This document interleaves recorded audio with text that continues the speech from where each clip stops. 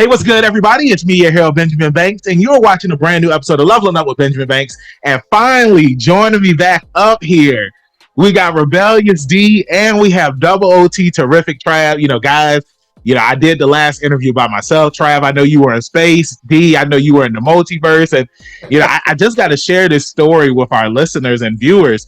I just think that it was so awesome. Trav came falling from the sky. I was in the helicopter. I held my hand out and I was holding on. And then Trav was just like, well, who's flying the helicopter? And we both looked over and it was D. Yeah, I was like, yes. Amazing. Well said. Hey, it's good to see you guys back. Hey, man. Good to see you too, big guy. Hey, great to be back, sir. That's it.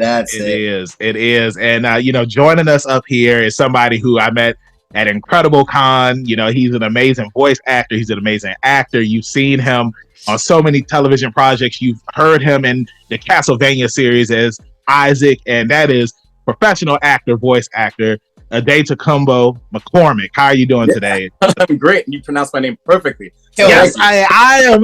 Trav, I did it. I can start singing. I did it. Yeah. As Trav be getting on me. Trav be like, hey, you be butchering names, and I did it. I feel Mama's good. Proud, baby. Mama's proud. Trav keeps him honest. Hey, I feel like I did the interview by myself, and I leveled up, and now I got the power of friendship back with me. So before we get into today's interview, during our spooky season as well, that's why I got the light to on like this. Make sure that you like this video, you subscribe to the channel, and you hit that bell button so that way you're always notified when we have new content here on Leveling Up with Benjamin Banks. And D, like you say every time, as always, episodes of the podcast found in the description. Like, follow, subscribe to the channel, and thank you all for watching and listening. And Trav, your tip of the day. Hey, man, you gotta look out for your boys. Let them know. Got to pronounce some names right. Yeah, that's right.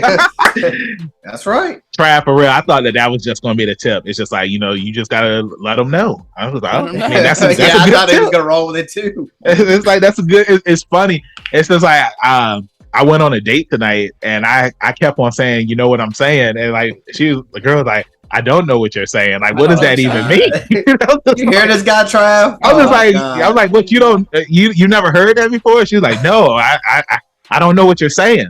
I was just like, oh, well, yeah, it's street slang. She also called it Black Uno, and I was just like, no, like we don't call it Black Uno, we just call it Hood. You know what I'm saying? Hood. Oh God. Yes, it was. And I said something. So, hey, it was definitely interesting. But yes, let's go ahead and get into today's interview. So, Addy, the first question that I always ask every guest up here on Leveling Up with Benjamin Banks is, what is your origin story? Every hero or villain has one. So tell everybody who you are. So yeah, my name is Adetokumboh M'Cormack. I was born in the small West African country called Sierra Leone. I was raised in Nigeria partly, but mostly in Nairobi, Kenya. And I think at a very young age, I knew I wanted to be an actor. I think I was 4 years old when I did my first play, and I fell off a stage, because I had a mask on and I couldn't see where I was going, Crazy. But, I got back on that horse. I got back on that stage. The show must go on, as they say, right? That's right. And, I distinctly remember my dad, I think, lunging forward to try and save me. Nice. From this, And I think for all of us, that was when we were like, okay, we're going to do this for the rest of my life. And I did my first feature film at age 12 with Joseph Gordon-Levitt. It was called The Great Elephant. Yeah, and that was in Kenya. It was like a little cute Disney film. We're like trying to save this elephant from poachers. I remember that film. Yeah. Awesome. And it was an incredible experience. But I think for me, that was the first time I realized I could actually make a living acting. Because I think before it was like, okay, you could do stage, you could do all these other things, but to know that I could actually be a professional actor for the rest of my life, I think that was, And so I went back and I told my dad, I was like, I want to do this. And my dad's an African man who's a diplomat, But thankfully his response was just go to university, train. I don't want you dropping out. I don't want you doing something half-assed. I want you to go to the best school you could possibly go to. And so I applied to SUNY Purchase. I had to do this audition. And they accepted me and I got in and I got to train and perfect my craft. And interesting enough, my favorite lessons were voice and speech. Go figure.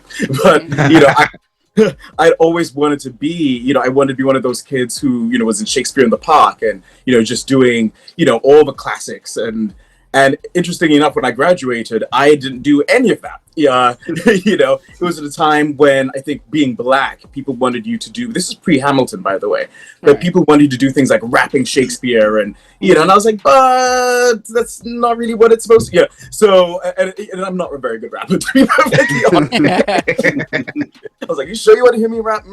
I know, but what was interesting was I was like, well, let's see what Los Angeles has to offer, and so I moved to LA with a friend of mine.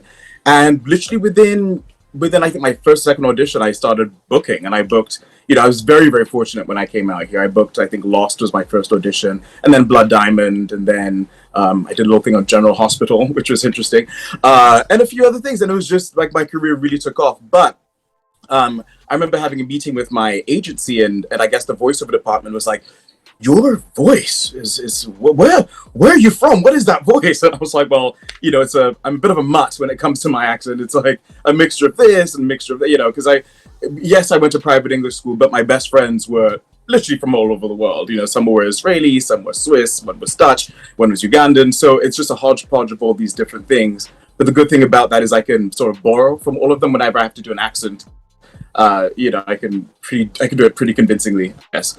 And then I just found out that during doing voice and speech, you can have just as much fun as doing film and TV, if not more fun, because the characters can be more extreme. And you can really go there and just experiment and have fun. So yeah, I guess that's my origin story. That's a nice origin. Oh yeah, pretty sweet as always. Mm-hmm. Sweet. Is there's a clip of you on YouTube doing Isaac, and they actually have you in studio. And I don't know if you've ever seen that clip, but I watched it earlier today. And, we've reviewed every season of Castlevania, and Isaac was one of our favorite characters. But just seeing you do it, it was very Shakespearean, the way that he talks, and philosophical, how he communicates with, like the demon bugs or whatever they were in there. So I kind of see the things you're talking about, where it was very profound. And especially how you speak and enunciate. Why, thank you very much. I think that's probably part of the reason why I fell in love with Isaac. It was just so well written, and it reminded me of Shakespearean text, stuff that I've been craving to do, since I left college. So when I saw it, it was like, yes, marriage made in hell, I guess. It's just the dialogue was so wonderful, and just the way it was directed by Sam Dietz and Adam Dietz, and it was really in some ways a dream come true in an animation world. So yeah, I mean, to piggyback off of what Trav had said, I mean, we were huge fans of Isaac, and I love that he was introduced in the second season. I know, like a lot of fans, they said that the first season was really short, but we get to the second season, we're introduced to all of these new amazing characters.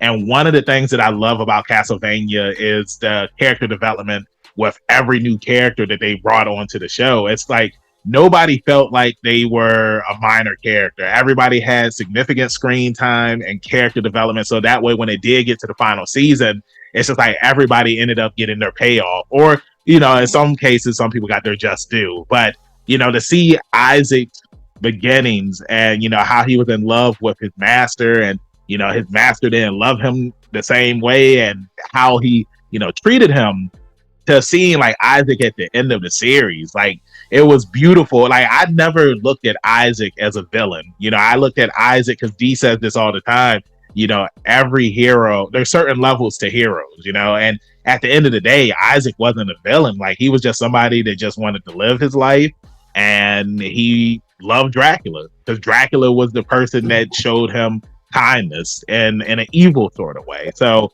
I just want to talk about Castlevania, since we're on the subject right now. Like, how was it going into the audition for Isaac?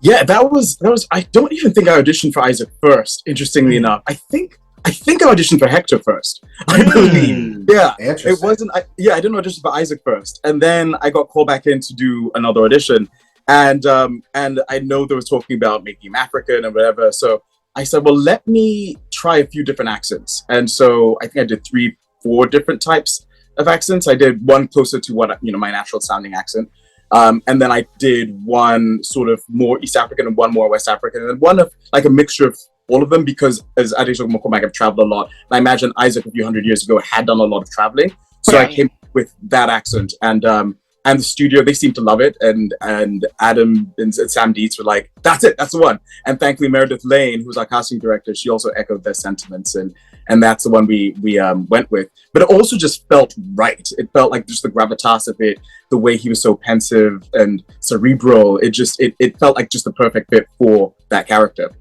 Nice. I just wanted I think I'll take this one. I just wanted to say that the voice does fit, like, you know, if the shoe fits, you wear it. And I just wanted to give you kudos on that, because it's just, I love the character and your voice, the way it matches up, because he's so laid back. And I think Trav said it very profound. Like he knows and believes everything that he's saying, you know, and it's like, in a way, he's unswayable. He knows what he believes in, and he believes in Dracula, like Banks said it, and he's in love with him. So it was very cool, and it's job well done. That's all I can say right now. Yeah. Thank you. Trav, go for it. Also, I've always had like this weird, I won't call it an obsession, but like an obsession with accents, because I'll never understand accents as far as why people are born in certain places, and that means that they talk a certain way. And it's so crazy. Even here, like we're not really taught here in the States about what's really going on outside of the States versus like other countries learn about a lot more stuff than us. And it's just always boggled my mind that like even here, people from New York, from people to Alabama, like they just talk completely different, and I'll never understand accents and why we have them. Isn't it? It's something in the Bible, right? I mean, I can't remember what story it is, but it was just like originally, like everybody talked the same, and then I think it like they were trying to build the tower to the sky. Isn't it right? Do you guys know that story? Was it the Holy Spirit when it came to? I should know my Bible. My group leader's gonna be like, "Oh my goodness, what did we teach you?" It's like, I can't remember, but it's just like I know they were trying to build a tower to get to God, and then the tower ended up falling apart, and then like everybody started speaking differently and all this stuff. Like when I used to go to church when I was younger in Bible study, we learned the story. But that's the answer. The question the best that I can, Trav, or whatever you were saying. I mean, I was just gonna say that people started someplace, and it's just immigration happens. Yeah. And then just like the simplest way, you have tribes, and when tribes spread out, they create their own ways of life. Not just speech, but speech is, I think, the most basic form of it. We speak our language, they speak theirs. Yeah. And it's actually a way of identifying too, which is what we do nowadays at a super large scale. So that's the way I look at it. Yeah. So Addy, I want to more. Oh, go ahead. Sorry. Go for it. No, I was going to say, it's interesting, even in my own family, we all speak English, but we have very different accents. From my parents to my four sisters, we sound like we're from different places. So everyone's like, "Huh, you guys are related?" We're like, "Yeah." It's just we had different teachers. I think one of them had more American teachers than I did, so her accent lends more towards American. Another one had more British teachers, and more British friends, so she's more English. So it's just very interesting the five of us to get together, and people are like, "Are you guys from the same place?" And we sound different. So I was going to ask you, were you a fan of the Castlevania series before you became a part of the Netflix series? Like, did you play any of the video games? So I had never heard of it. No, wow. I don't want people to come at me like, "What are you talking about?" It's the greatest show ever, or greatest game ever. No, I had never heard of Castlevania. I didn't know anything about it. And of course, by the time I started shooting season 2, season 1 hadn't aired yet. So, but yeah, I had no idea about it, but I did know about it when I got cast, and the backlash, I would call it, was intense. I mean, it was like, why is a black person playing a white character? What? Oh, wow. Oh, yeah, I didn't know nothing about that. Yeah, hold on. So, was Isaac in the video game, was he originally white? He was a white character in the video game. Yes. Wow. And so they made him a black character and with a more fleshed out backstory and whatnot in the series. So the diehard fans, it was interesting because I would just suddenly start getting tagged on Twitter, and I'm like, what kind of war have I started? You know, I'm like, right. into, and it was, I mean, a lot of vitriolic hate. And this is interesting because when I see things like, you know, what Halle Bailey. Halle Bailey. Halle Bailey, thank you very much. Haley's going through. You know, and a lot of other people who've been of color, who've been cast in roles which we traditionally think of as white, and just seeing the same thing, you know, history just repeating itself in a very, very sad and very sick way. You know, and I think we just need to just stop, get over that, and just celebrate each other and celebrate each other for our differences. And you know, it's just we need to race. It needs to end. You know, I 100% agree with you on that, man. And it's sad that, you know, people still experience this, because I know when we had interviewed Christopher Dontrell Piper, he voiced Dipso in Dragon Ball Super, and he was telling us, you know, it's not traditionally something traditional when you hear like, you know, black voice actors in Dragon Ball, because it's still something new. It's just like the voice acting field is open up for so many people now. So it's just like when you hear somebody black talking as a character, you know, me, I'm just like, yo, that's awesome, because like growing up, it's just like you had one guy voicing 20 characters on the show. So it's awesome to, you know, hear a person of color voice a new character. And he was just saying like he was getting so much hate on Twitter, like, well, why is Dip so black? Like, I expected him to sound like this. It's just like, just because you expected somebody to sound like that in your own head, your head canon, it's just like you shouldn't crap on the voice actor that's voicing that character, because that's not fair. And he did an awesome job. And I can't wait till that character eventually does come back in the Dragon Ball Super series. But and same thing with, you know, being a cosplayer. Like, I cosplay Jotaro and Deku from, you know, My Hero Academia and JoJo's Bizarre Adventure, and some Facebook groups, people are just like, oh, like, you know, these characters aren't black. Like, you know, why aren't you cosplaying black characters? And I'm just like, yo, cosplay is for everybody. Like, nobody looks like the character that they're cosplaying. You do have some people that every like legit, every once in a while, but it's just for like every 200 cosplayers, there might be one person that looks exactly. But like, would you say that to a kid on Halloween? Exactly. You know what I mean? Exactly. To that point, it's about celebration. It's celebrating your favorite. That's all it is. You know what I mean?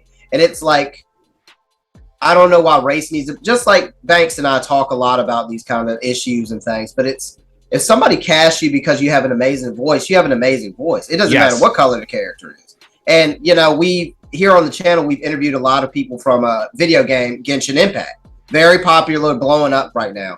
And it's just like, if the voice is for the character, it doesn't matter what you look like. Yeah. You know, and it's just like, they match so well, and that's what it all comes down to. How the director, what their vision is, and how they envision the character to sound. That's it. So it's just one of those things. Yeah, but I mean, you know, I just want to ask you now, you know, you had that backlash at the start, and then, you know, we see that, you know, everybody loves Isaac now. So, like, what was it when you finally started seeing, like, people like, oh, wow, like, I love Isaac? It was incredible, you know, because I was so nervous. You know, I was announced before the show came out, and I was like, oh my gosh, are people going to hate me? Which is the worst thing. You know, you're literally like, and you want to do it justice, and there's more pressure. But the overwhelming love and support that I got from the fans people who didn't look like Isaac, you know, just to echo your point, who were like, I saw so much of myself in him, in his story, in the fact that he was, you know, a marginalized character, being Sufi/Muslim, LGBTQ coded, the fact that, you know, he just all these things about the fact that he was black, and everyone who felt like they were, you know, disenfranchised in some way really felt like they belonged because of Isaac. And I think that is the importance of art, right? It's like we show like the importance of representation, to show people that you matter, your voice matters. And this is an amazing quote. I was watching Viola Davis's interview the other day, and she said something beautiful, and someone asked her, you know, why does representation matter? And she said, because you need to see a physical manifestation of your dreams to know that you can achieve them. And I just, that really hit home. I was like, wow, because as a kid, I never had an Isaac or any type of character like that. All my characters that I was the first one to play with the Superman action figure, you know, but who didn't look anything like me. So to now, the fact that we do have, thankfully, like Black Panther and a lot of other shows which show people who look like like this. Yes. In positive, robust roles, and not the stereotype where they're playing slaves or whatever, but just in positive roles. Exactly. I can just imagine what that's doing for a future generation.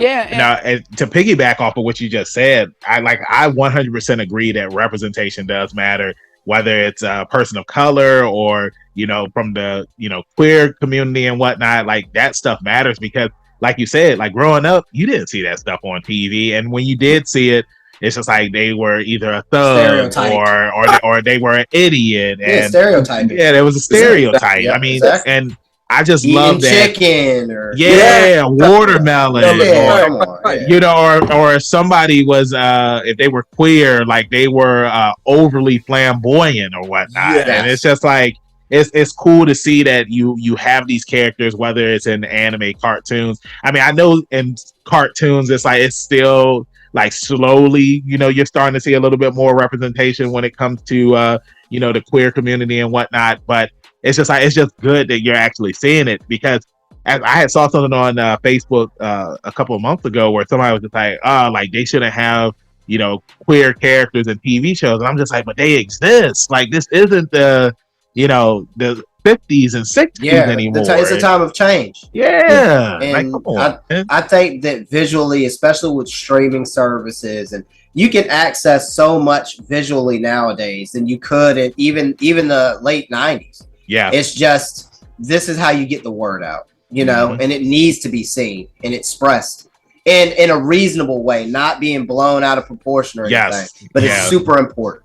Yeah, we've talked about that before, when something feels forced and when something feels natural. When it feels natural, it's so much better, because I do not like when stuff feels forced, because when stuff feels forced, then it's just like I don't want to watch this now because it's done for the wrong reasons. Exactly. We see through it. We see them doing exactly what they're doing, right? Mm-hmm. So got to be something that feels organic and something that people can relate to, and not just doing it for the sake of, right? Correct. So exactly. And I know we're going off the rails here, but I love getting everybody's takes on it, because when other people talk about stuff like that, like for me, I can't relate to wanting to see it because it's always just been there. Yeah. So when other people are like, oh man, I've always wanted to have that, like, you just listen, because it's like, oh, I can't relate to it.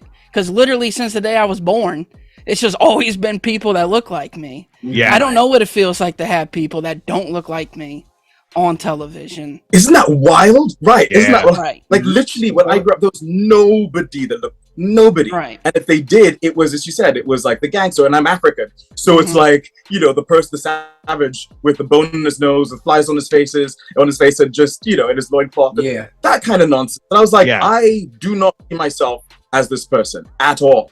And the problem is, and I mean, let's get deep for a second. Society or the media is often people's first reference, right? Yep. So when you see these images perpetuated on film, TV, that's how you start thinking people are. That's how things like police brutality starts. That's how things like racism and white supremacist delusion, all that happen, because you think these are how these people are. And the worst part of it all is, it's like, you have to, the individual sometimes buys into that narrative, and it's like, if you see that enough times, what's it Bob Marley always says it best, like, emancipate yourselves from mental slavery. None but yourselves can free your mind. We start thinking of ourselves in that way, and it's a terrible thing. And I think that's one of the things I loved about Isaac's conversation. We're going back to Isaac, and he was like, if you don't have your own story, you become some part of someone else's. And that was sort of the genesis of him saying, oh, wait a minute, let me start going on my own journey and carving a path for myself, not for others, right? That's right. Mm-hmm. That's why a lot of people say it's so important to travel, because like you just said, images. When most of us think of Africa, all we've seen on television is the commercials where you donate, so there's a lot of flyness. It's hot. We don't really know what Africa looks like. All we know is what they show on television. Yeah, and it's just like they always make Africa look like it's like everything is really bad there, like it's huts and everything, but like there's cities and stuff. Yeah, and it's really nice.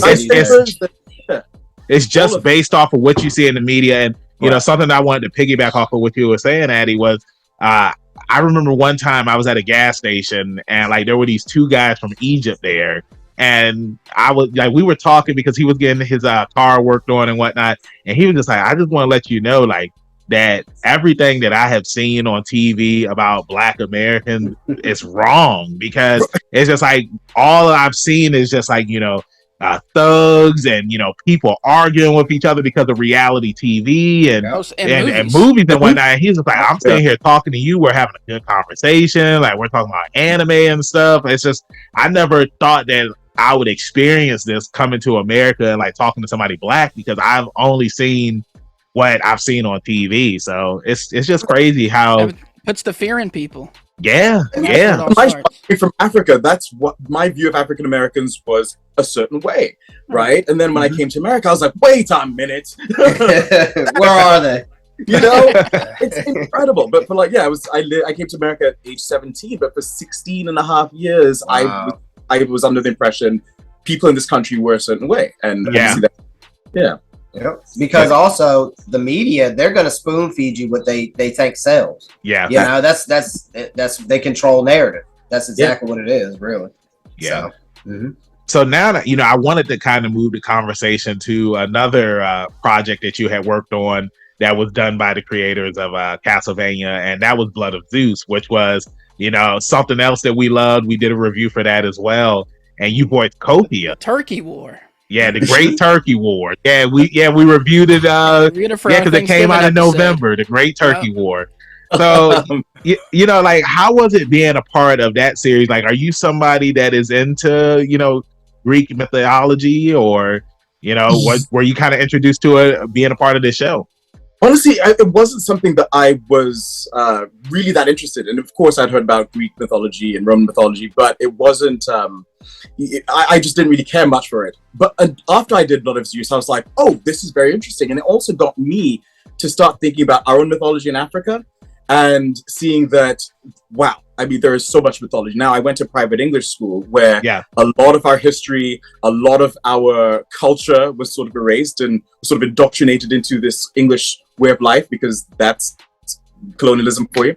But what it got me doing was looking at people like the our Orishas, and our Shango, and our Ogun, and just seeing the similarities between the Greek mythology and Nigerian mythology. But how interesting it is that one sort of has been, everyone's shining spotlight on the Greek mythology, and as if that's the only one. And people like me who are from Africa didn't even know about our own mythology. So I'm actually very thankful for Blood of Zeus, because I think it's got a lot of us starting to think about, okay, where did mythology come from, and how could it have influenced Greek mythology? Could Greek mythology have influenced West African mythology? I'm doing a graphic novel that hopefully will come out in December. I'm not sure, but you guys are one of the first people to know this. But it's called Orisha's Legacy of Shango, and it just came about from my research into West African mythology and seeing how it traveled from West Africa to Brazil into Central America, and how they have the exact same culture, heritage. They also celebrate the same deities that we do. They might spell it a little differently, but they're identical. Yeah, and so. Wow. I'm sorry. I said that's pretty sweet. That's pretty cool that it's traveled that far. It's traveled that far, right? And you look at how capoeira was influenced by a lot of West African slaves, and interesting enough, a lot of my fan base is from Brazil. And one of them was like, "When are you going to do something about our Orisha?" So I was like, "I got you. Something's coming. Don't worry." But it's just exciting to see that we have our own god of thunder, and it's not just Thor or whatever. Yep. I always think that that's cool, like just learning about like different cultures, and it's just so much that's out there. There's so much knowledge, and I always feel that, again, like we've been talking about this entire interview, is it's like you are only shown what people want you to see, or you're told controlled narrative. And it's just, there's so much out there, and like that's why they tell you like you should always read. Like when I was in school, like people, they used to joke me, but I used to stay on Wikipedia. It's just like I would go on Wikipedia and just read stuff, and I was like, wow, I never knew that about that. Or that's just like, oh, so like this is what that means. I never knew that. So yeah, hey, that should be a tip. Always pick up a book and always read. And like Ken Forey said, make sure you read out loud, so that way it helps with your voice acting. Yeah. Yes, right. Of course, and again, we're snowballing, but that's always a personal journey that you're going on, right? And I think for me, that's something that has, for better or for worse, made me conflicted internally when you start seeing, well, everything that I learned about as a kid, specifically for me personally, Christianity, pretty much was ripped from this, and this. All these things have all these similarities, so it's like, well, what's the answer? And you know, again, all that stuff's a personal journey that you end up going on, and we may never know, right? Yep, exactly. So yeah, go ahead. You go ahead. Thanks. I'll go after you. All I was going to say is just like, who wanted to go next? I mean, you guys know I can talk, so I was just like, yes, we do. Red light, green light. I was talking all day, every day. That's what he does. I just wanted to ask, when you book something that, you know, I guess anything really, when you book a title or a project, I guess it's a success. But is there anything you do to celebrate when you book something? Has there ever been a period? That's a good question. I don't really celebrate. You're just like, yes. And then because you're like, oh my gosh, now I have to work. You know, and you're like, yeah, I've got to do a good job. You know? Well, do you celebrate when it premieres? Do you have a premiere party?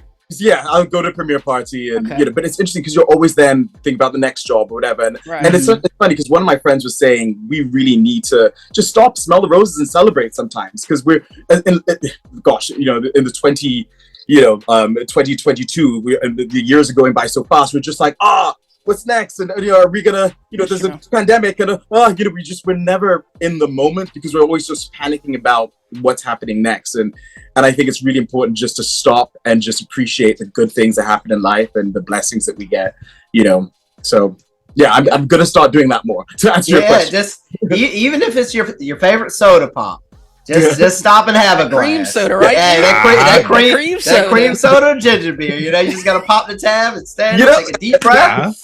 Hey, yes. So you want? I like to get ramen, but you know, unfortunately, like you know, when I wrestle, if I wrestle here at home, it's like usually everything is closed, so we always end up going to this pizza place called Kogan's Pizza to celebrate after the shows and whatnot. They're pretty good. But when we're on the road, it's like there's not too many places open late at night except for Wawa, and hopefully we're somewhere where there's a Sheetz, because Sheetz is better than Wawa.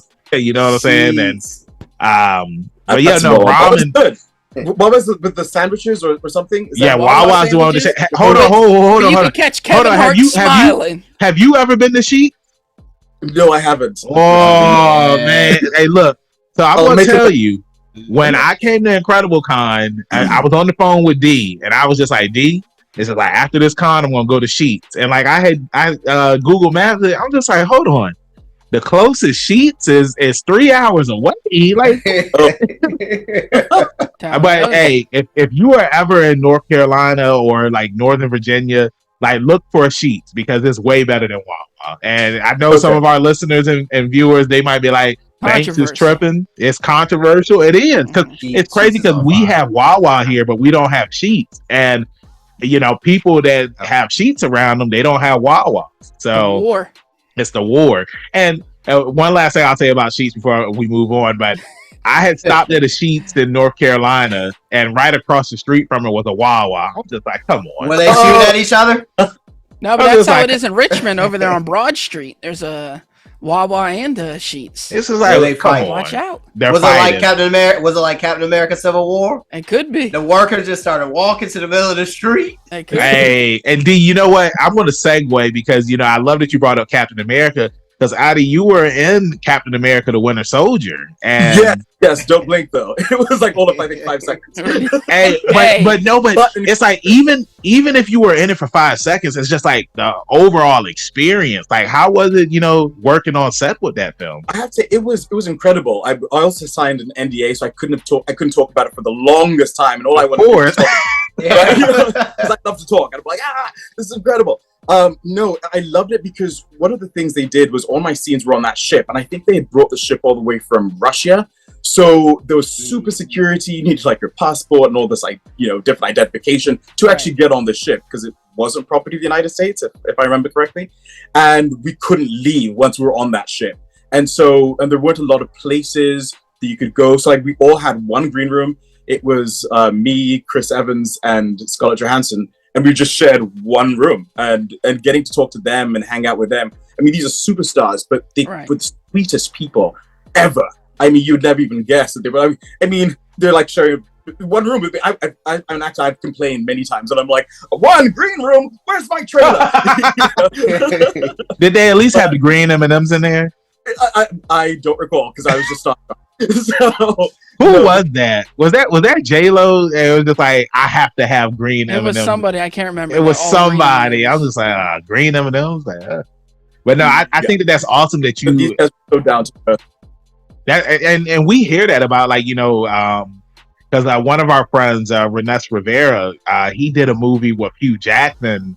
What was it called, Trav? Remembrance. Yeah, and like he was just like working with Hugh Jackman, like he was like one of the nicest people ever. And I always think it's awesome when you do movies or television shows and you get to work with these amazing people. And like one of the shows that you did, which it ties into superheroes, is Heroes. So I'll pass the ball to D because D is a huge Heroes fan. So take it away, sir. Yeah.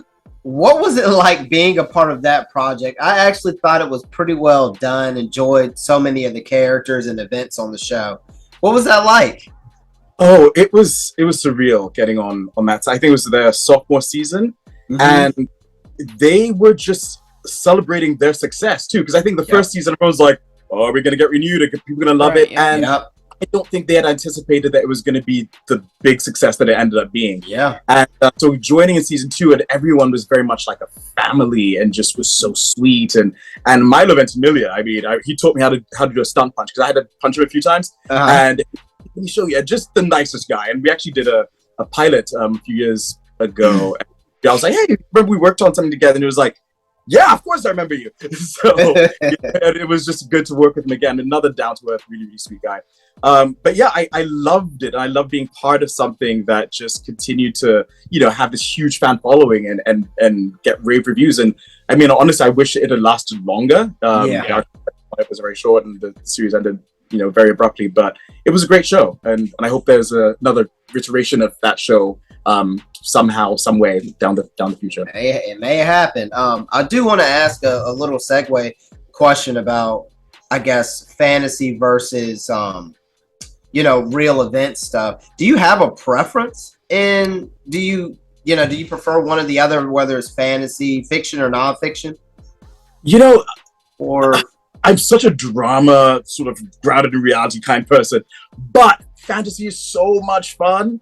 So it's interesting. I mean, I don't really have a preference. It depends on when I'm doing a fantasy. I'm like, I want to do this forever, But then when I'm,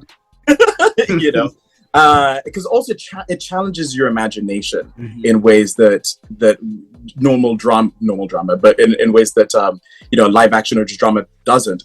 But what I also love about it is it allows me to be that little kid again who didn't have that fantasy stuff that he could do. So when I, for example, with the Reach the Legacy of Shango, that's something I'm plugging in the fantasy element and taking it to the extreme. Well, not even the extreme. I want to say the extreme because in Africa we believe in these things, right? And so we're trying to show the audience what we believe in and what the things that we celebrate.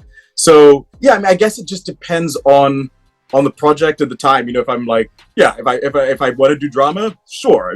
But sometimes I'm like, I want to do some fantasy, and it just depends. Yeah. Trav, thanks. Yeah, I had a question, but Trav, if you want to go, you can. Yeah, I just want to make one comment. Was I'm not super into Shakespeare, but I'm kind of into Shakespeare. And that boy good. When Tragedy of Macbeth came out with Denzel, he had made a statement saying if he had it his way, he would do nothing but Shakespeare. The rest of his career, as great as all these other iconic roles that Denzel's done, if he could just do Shakespeare all day, he would, because that's his background. That a lot of people don't know he came from that. And I would love to see you doing stuff like that too, because even when you talk, like, I think you have something about you that's very profound and people want to listen. So it's like, what's he got to say? And I think you got to have that quality to do drama on that high of a level where when you talk, people listen. Thank you. Thank you. I appreciate these words. Keep going. Compliments. That's what we do up here, man. We hype up our guests because it's just like, you guys are cool, y'all are awesome, and y'all are always continuing to level up, and that's why it's called Leveling Up with Benjamin Banks. Nice plug, Banks. So Banks, you want to get into some fan questions? Hashtag level up. Well, I do want to get to the fan questions, but one of the things that I wanted to ask before we did that was, during the pandemic, everything kind of slowed down for everybody. And I just wanted to know, like, what did you do? Like, did things slow down for you, or like, did you still continue to have work? And if you didn't, like, what did you do to bounce back for that? So that way that you could, get back out there and do some voice acting or acting. Like, what did you do? That's an excellent question. So yeah, during the it's crazy. And may those days never return. So theatrical work pretty much came to a standstill. All the film, TV stuff that I was supposed to do, that just stopped. But because voiceover, you can always do that remotely.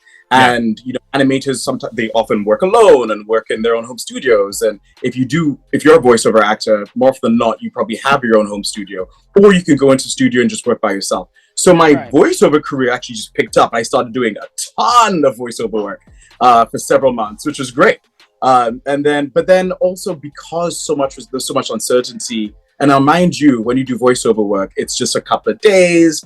For let's say 10 episode season, you're only in the studio for a couple of days. So then you end up having a lot of time on your hands. But what I decided to do was I decided to get really, really creative, and I started really writing, and because I'm doing several projects right now. But it allowed me to really do, like, I think 4 or 5 different shows and films, write them out, and get pitch decks done and start sending them out. And I got to tap into another side of my creativity.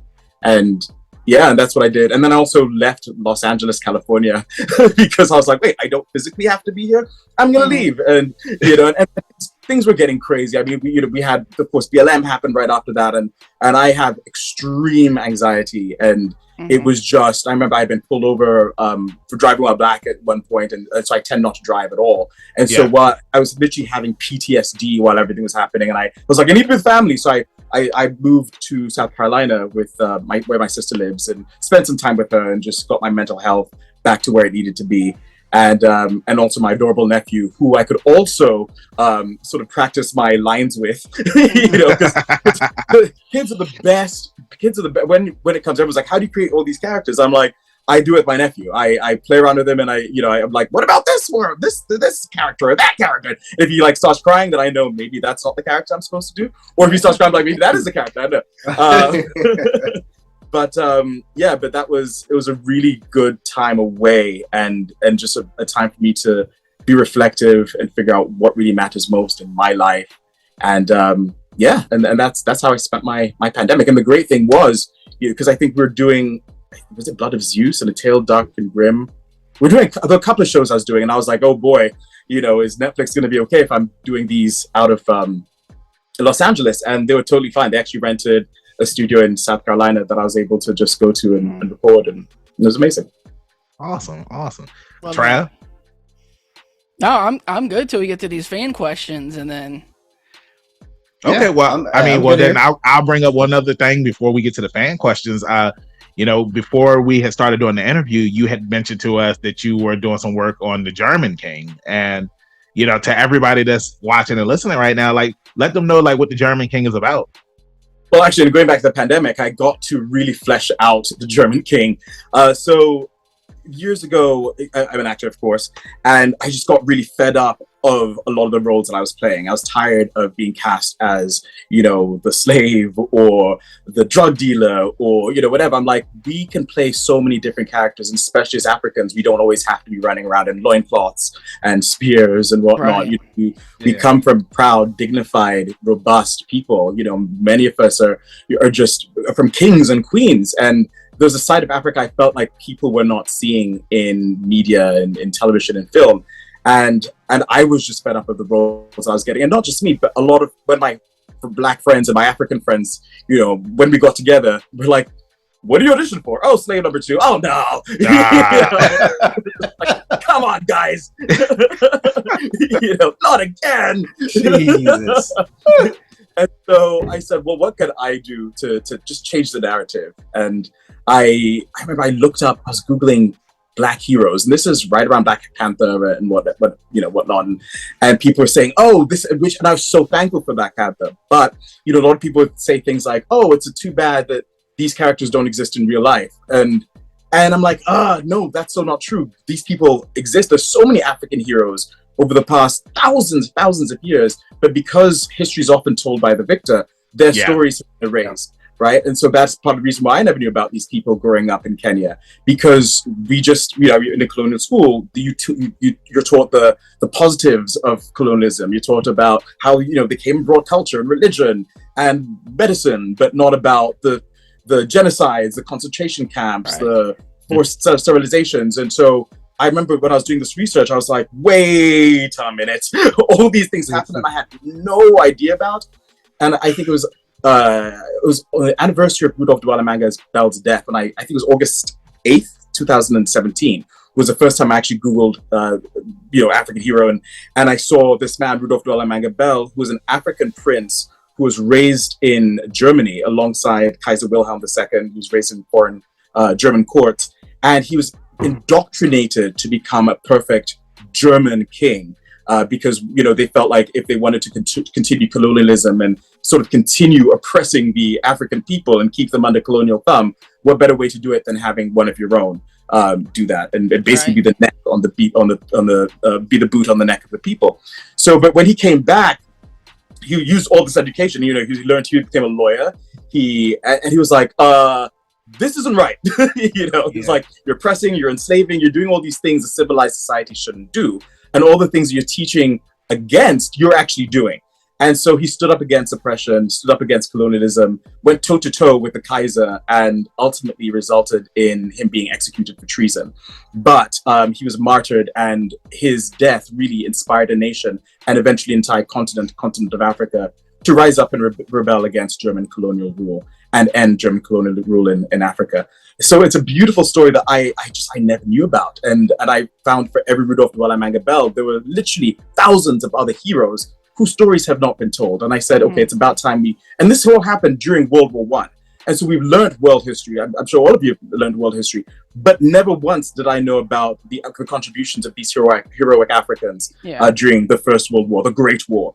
So I did a short film, I wrote a short film, and I starred in it, I directed it, I produced it, and it went to Cannes, won a bunch of awards. I won a Best Actor at the Rhode Island Film Festival. Nice, congrats. Thank you. And it did really, really well. And people just, every time I went to a screening, people were like, we want more, you know, and it was great to see Black people standing up and this is a Cannes, this guy was like, it's about effing time, you know, and just to see this enthusiasm, and not just from Black people, but from white people, just for people who had never seen this kind of story. Yeah. And I realized, okay, well, I need to do this series justice. And Angel Studios approached me and they said they want to turn this into a TV series, and they are backing it. And it's a crowd-funded platform, and they did The Chosen, which is the highest crowd-funded show of all time.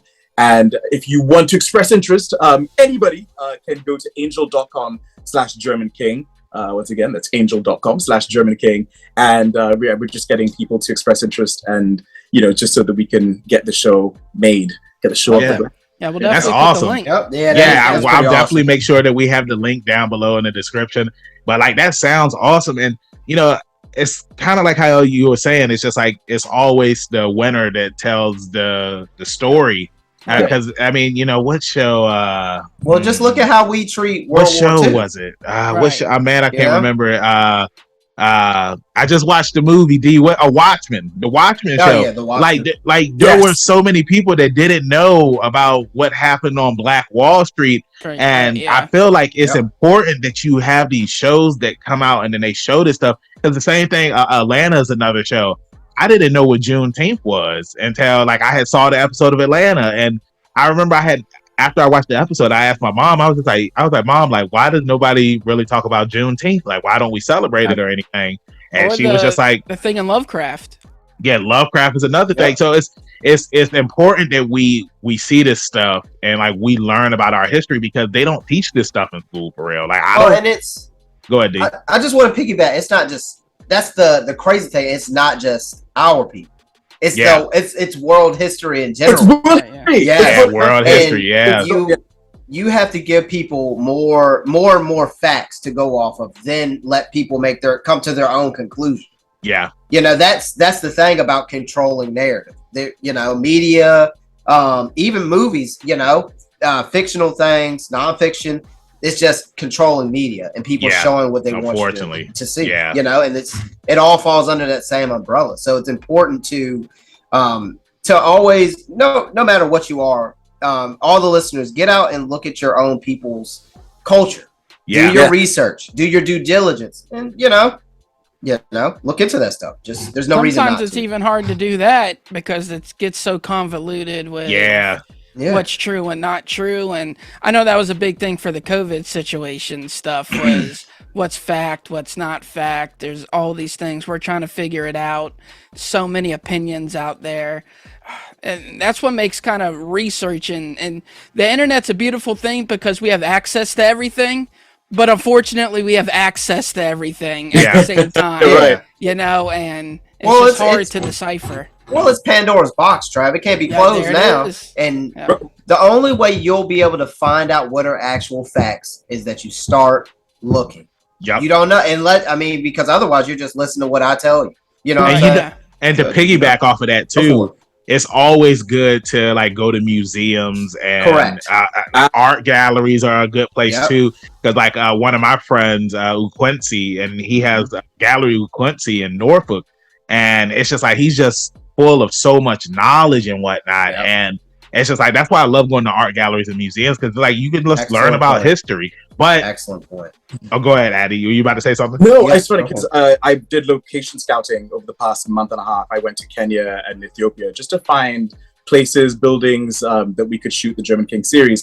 And I visited a lot of museums. And what was wild was learning so much about the culture, but also, now mind you, learning about, so they would celebrate certain people and talk about certain artifacts, and then having done all my own research from German King, being like, that person wasn't a hero. And the people, giving tours are like, we had no idea, so it's just the importance of also doing your research and coming back and educating these people. And I realized that is once again the importance of telling stories like the German King, because I now get to educate these people who are in a position of power, to try and educate, future generation, but also now letting them know what going back to what you said, the true history is. What, it's not just Black history, it's real, it's just history. Yeah, history in general. And it's the easiest way to say it is there's two sides to every coin.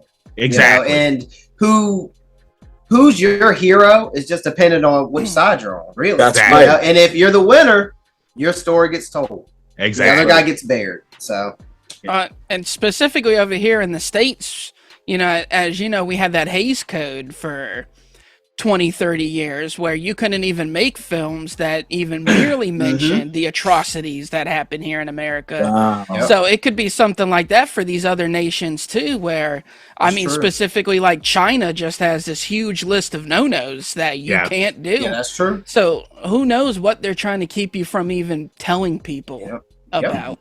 Exactly. So props to you for trying to tell these unknown stories of people. Yep. And when it comes out, we're gonna promote it and we're gonna share it so that way people can, see your beautiful project and more people can learn about history, because educate yourself, you gotta educate yourself. Now we can move to the fan questions. We got a couple of them, and some of these are pretty interesting. Whoa. So the first one comes from Keyblade Alt. And they said, is there any part of Isaac's character throughout the series that resonates with you personally? Oh, 100%. Yes. I think, first of all, there's one part where he goes, do you think I'm human? I think it's in season 2. And he's by a lake, and he's overlooking a lake, and these guys come on horses, and they're just very dismissive. They really dehumanize him, and it just took me back to this one time I had things thrown at me. These kids were in a car and they're like throwing crap out their car, and they're calling me an effing NIGGER. And that is it crazy. was wild. This is in California, in Los Angeles, and wow, it was in that moment I was able to just remember that, right? And I was like, that's the last time I felt like someone didn't think I was human, didn't think I was worthy of just living, really, you know? Yeah. And then also just how things sort of changed over the last few years, you know, just with people being just awful and sucky, you know? And that's Isaac's big thing. He's like, he really just believes in people. I try to believe in people, and and it's so hard. And then they'll do something, and you're like, come on. You know? It's like, that's fucking rude. You know, that you know. So there are times when that happened, I was like, I feel Isaac, I feel your pain, because I want to believe in people, but you know. So yeah, that's how I relate to Isaac. All right.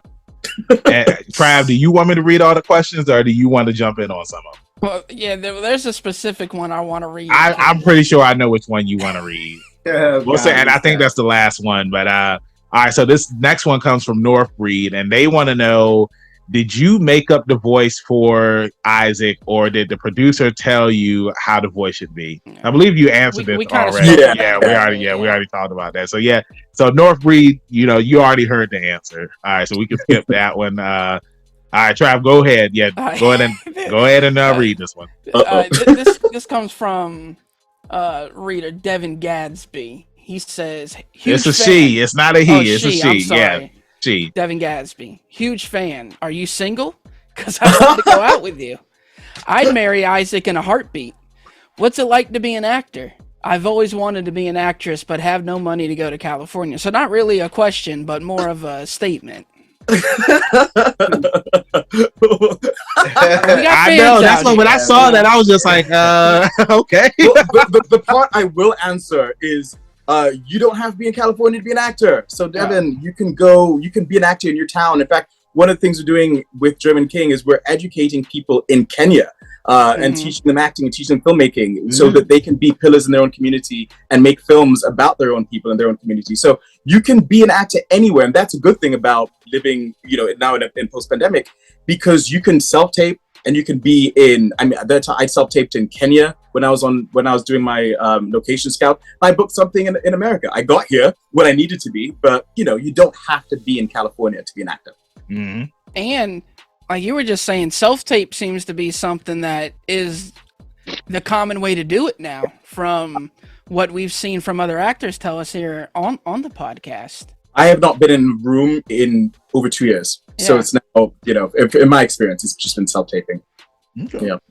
Yeah, we knew with the, you know, with all of our guests and things that come on, you know, most specializing in voice acting, it's like we've gotten the ins and outs, but it's like it almost made it way more accessible having the pandemic because everybody was forced to record from home. So, so get out there and do it. Get out there and do it. Exactly.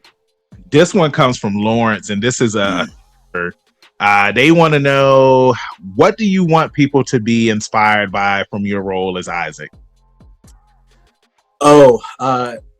There's that last line that I get chills, and I said it.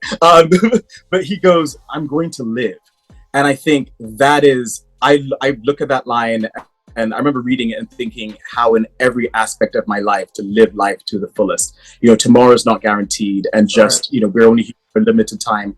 Make the most of it. You know, do not fear. Do not, you know, literally carpe diem. Always seize the day. And, you know, if you're depressed, just, you know, reach out to somebody, reach out to suicide hotline. There was one person at Incredible Con who was talking about her depression. And she said, but when she heard that line, "I'm going to live," she decided not to take her own life. And it was such a beautiful, I mean, I was so touched by it because I realized, my goodness, the power of storytelling, the power of animation, you know, everyone sometimes looks down on animation, but animation can literally save lives. So, my advice is just literally just to live. Okay. You know, and I really love that. And, you know, that's something that, you know, we always talk about up here, is that you never know like what dialogue that a voice actor might say that will inspire somebody. And I always go back to this story from Diane Pershing when I had did a Q&A panel at Hampton Comic-Con last year. She voices Poison Ivy on Batman the Animated Series. And she said that, you know, the first time she had ever gone to a convention, like somebody had came up to her during, well, not, they didn't come up to her. They asked her, they told her at the Q&A panel that she was in an abusive relationship, and you know she saw how Poison Ivy acted on Batman the Animated Series, and you know just saw that she didn't take crap from any man or anything like that, and that inspired her and motivated her to get out of that relationship. And it was because of, you know, hearing Poison Ivy's voice, it made her, you know, get out of there. So that's what I'm saying. It's just like you never know like who you are going to touch, who you're going to motivate. And that's the power of media and the good media. There we go. Because that's using it for you know, for a good reason. Exactly. That's how you reach lives and change lives, you know, in a good positive way. And you know, B-Dog, like that, they had the same question about quote, but I mean, you kind of just answered it right there. And I don't know. Lawrence's second question, I mean, I feel like it's already been answered as well. So I mean, I guess we could just go ahead and move on. Well, I want to say go ahead to Lawrence's, because you did kind of answer what were the scenes that gave you the most thoughts, but I just want to bring up before we move on and we stop talking about Castlevania finally, is Isaac has that scene with the bug demon thing. Yeah. And you know, he's talking about how they're nocturnal, they come out at night, they eat flesh, they eat meat. And he said, I'm trying to remember exactly what he said. He said, I don't think this berry would kill you. Because he asked him if he wanted a berry. Yep. And I remember this. You know, he said, I eat meat. And he said, I don't think this berry would kill you. And like, I was like, damn, that's such it sounds like a throwaway line, but that's a powerful ass line from Isaac to even just be like, I don't think this berry would kill you. Because like, you can dissect that line in so many ways with like self-indulgence. Like just how we consume food in general. We don't necessarily eat food to survive. We eat food just to self-indulge. And there's like so many things that can be decided in that line. And that was a line that always stuck with me in the series for sure. Love that. All right. And then this last one, this isn't a question. It's more of a statement. This came from Jeremy Stacy on Twitter. They just want to let you know that you're awesome. Oh, thanks, Jeremy Stacy. I appreciate it. I'm touched by that. Thank you. Said so now, Jeremy. Yeah, what did I say? I don't know why I heard German and I was like, No, I said, Jeremy. Yeah. So Jeremy, right? Yeah. Yeah, it was Jeremy. Yeah. So now, you know, we're here at the end of the interview. And like I said, you know, we're in the spooky season right now. So, you know, my first question that I have to ask, and then I'll pass you to Mike D, is like, what do you love to do to celebrate the spooky season? Oh, I dress up. That's it. Yeah. Just on the days leading up to and the couple, maybe a day after, because I'm like, this is an awesome outfit. I'm not gonna let it go to waste. So you might still see me in like some random crazy outfit the day after Halloween. But yeah, definitely. Usually around Halloween time, I just love acting out, just dressing up. I mean, like, hey, that's the best part of Halloween. Well, you know, just the spooky season in general is just, you know, going to like haunted houses and hay rides, all of those. Hay ride, grabbing the people's shirts in front of you as you walk through the haunted houses, snatching bags of candy and running as fast as you can. Being chased by guys with the fake chainsaws, like that always gets me. Like I'm like Scooby and Shaggy. It's just like you see the foot, you see them running real fast and then take off. But now D, you know, I'll pass the ball to you. You know, hit me with the Corco. Okay, so we're here at the end. I have 2 wrap-up questions. First question, favorite 80s or 90s movie, or both if you have one of each. Ooh, favorite 80s or 90s movie. I would say my favorite 80s movie would be that's such a good question. Let me think about that. When was Beetlejuice? Was that in the 90s or 80s? That was the 80s. Late 80s. Okay. 88 or 89. I love Beetlejuice. I watch that all the time. And that's good. Then let's see. What is my favorite 90s movie? Goodness. Oh gosh, that's a tough one. Okay. There's so many. There's so many. Yeah, there is. And it's, especially Halloween, it's perfect. Oh yeah, right? We'll take Beetlejuice. Yeah, let's take Beetlejuice. Yeah, it's a great pick. Second question, and I kind of want to put or make it more specific for you this evening. As far as answer this next question in regards to your heritage. Growing up, was there anything that spooked you, scared you, stayed with you? Whether it was a lullaby, maybe a spooky story your parents used to tell you. What do you have? Do you have anything cool? Yeah. So, listen, I'm from Sierra Leone, and so we hear all sorts of crazy things. Mm-hmm. But I remember my cousin was telling me the story about how there was a woman who was, there's a taxi driver who picked up this woman in Sierra Leone, and she was in his back seat, and suddenly she started making these like weird sounds, and she turns around and like. She's got the face of a monster, and she's like, have you ever seen a monster with a face like this? It's actually in Creole, and it sounds more scary in my language. Mm-hmm. But I believe that this woman was real, and I would always, like, if I was in the front seat of a car, I'd look back and hope she wasn't in there, you know. Taxi go driving by, she's looking out the back window at you. Yeah. So that to date is still one of my scary, like, oh gosh, I have chills thinking about it. Yeah. But literally that haunted my childhood. So Donald, awesome. Thank you very much, because that's wonderful answers. Banks? All right. We're here at the end of the interview now. Adi, thank you so much for coming up here and joining us. Like, we had a fun time, and it's like I told you when I met you at Incredible Con. We're all huge fans, and I really appreciate you joining us today. Thank you so much for having me, guys. Appreciate it. Thank you. You're welcome. Awesome. So let everybody in social media land know where they can find you at. You can find me at Adetokumboh. That's on Instagram and Twitter. So my full first name, Adetokumboh. So that's at Adetokumboh. And I was going to give you my email address. Adetokumboh on Instagram and Twitter. Okay, awesome. And Trav, now that you're back, I did the exit outro for you. For me? Yeah, and did I do everything right? I don't know. I haven't listened yet. Oh, God. Of course, you can find me on the Instagram at ZK Audio, and I'm on the Twitter at TRAVIOSZK. D?